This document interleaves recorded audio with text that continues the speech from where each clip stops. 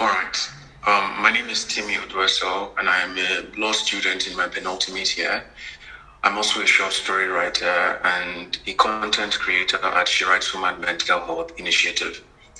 The name of my story is The Stump, and like Todd mentioned, it was published in 2016 in the summer issue for On the Premises. And it's a story that details the experiences of a young boy as part of the RUF rebellion in Sierra Leone during the Civil War from 1992 to the early 2000s. I'll be reading a short excerpt from the story now. They dragged you to where the crowd of rebels and boys were waiting by the stump. You were pushed to join the line of soldiers that stood before the stump. You looked up and saw that a new leader had emerged from the rebels, one that was nicknamed Tiger because of the tribal stripes that ran over his face. You saw a new cutter had also emerged, one that had a face so pure but a mind as vile as the old cutter, the rebel they called Mercy. You watched as Mercy chopped arms and legs off soldiers, and you felt yourself getting closer and closer to the stump. You knew what the boys had told you was true. They wouldn't kill you instantly. They would kill you over for a long period of time, slowly cutting pieces of you away, letting you heal and feeding you the charred pieces of your own flesh so you could grow stronger for them to cut you again. When all the soldiers were cut and all that was left was you, the boys cheered, "Mercenary, mercenary," and clapped as Mercy took your right hand and laid it over the wet stump. You thought it over and over in your head, and you decided what you had to do. You didn't struggle like the other soldiers did because you were too weak, and so nobody held your body in place.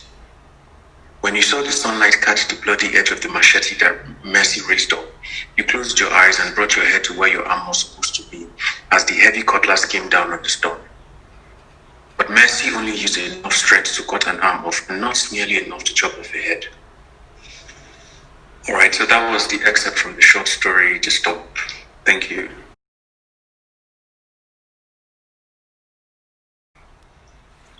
For the narrator, it's in a second person POV. How I developed it was, I think it took a bit of research. I can't remember what exactly happened in 2016. I think it was either that at that time in Nigeria, the Boko Haram, which is a terrorist organization, had kidnapped over 300 girls. I think that was what happened at that point. And then I started reading about army conscription and everything, and I learned everything that happened in Sierra Leone. I learned about the Mai Mai of Congo, and I read first-hand accounts, and I also read Ishmael Beer's too long gone. There was a story about Ishmael Beer was a child soldier in the RUF when he was young, so I read his memoir about his times there, and that was really how I developed the voice of the character for the story.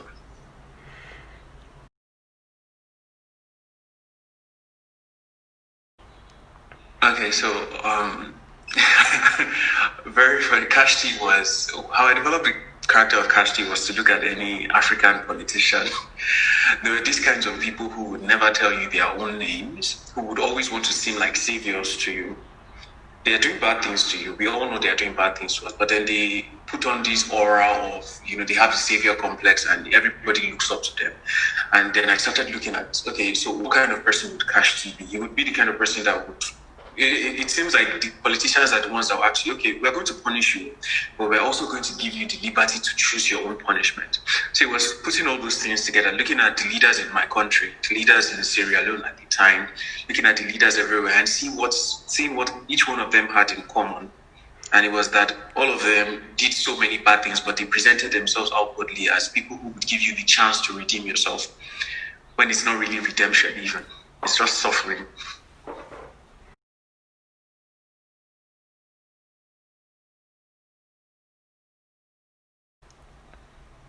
I would say don't overthink it. Okay, so in developing my own characters' stories, because I don't write frequently, it takes months. So it's not that I'm researching throughout those months. It's just I'm a lazy writer. So, but I would say that look at your own self. I'm presently watching Westworld, and there's this thing. Westworld. I don't know if anybody has watched Westworld or seen Westworld, but there's this thing. It's a sci-fi story where they create lifelike robots and everything. And in creating the robots, they have little gestures called reveries that make the robot seem more lifelike. And that's also what you want to do with your character. What I would say you should do with your characters. There are little things that you have to inebriate or put into. It doesn't necessarily have to tie into the story. For example, you can, you can relate how something they are doing in the present. You can relate it to a memory they have or something they remember. It doesn't necessarily have to tie to the plot of the story, but making them lifelike, giving them little gestures, making them make mistakes. If you have a perfect character, the character won't. There's no such thing as a perfect character. Each character must have its own imperfections. So things like biting fingernails, being nervous and everything. I would say listen and look at your friends, look at your family.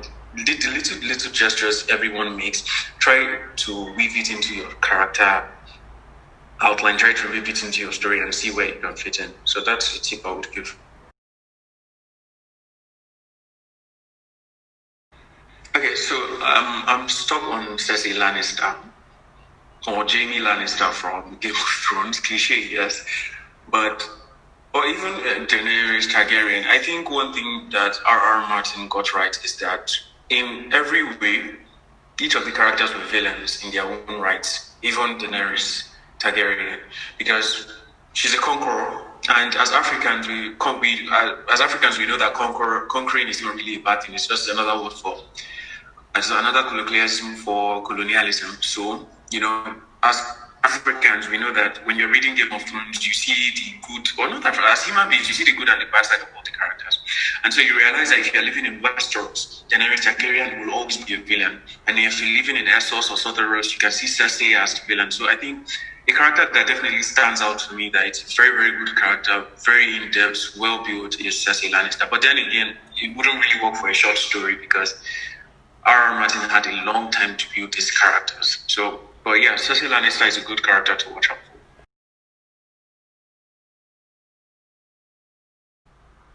A popular dish in my hometown, fufu and egusi soup, or pounded yam and egusi soup. Okay, pounded yam is made of yam tubers, and egusi soup is made of melon and locust beans and palm oil. So yeah, it's very, very tasty, and it takes a long time, or it takes skills to prepare it. So.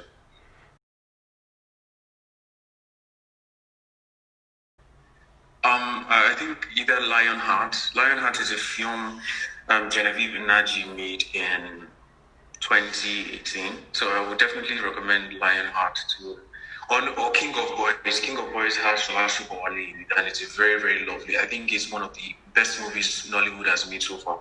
So it's a movie I would definitely recommend to anyone who's listening. Just check out King. It's on Netflix, so you can easily stream it. King of Boys.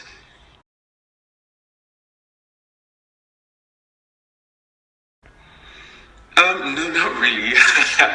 And maybe just old writers keep writing. Writing is very hard, so write at your own pace, and you get there eventually. As long as you do your own thing and write whatever you want to write, not what people think you should write.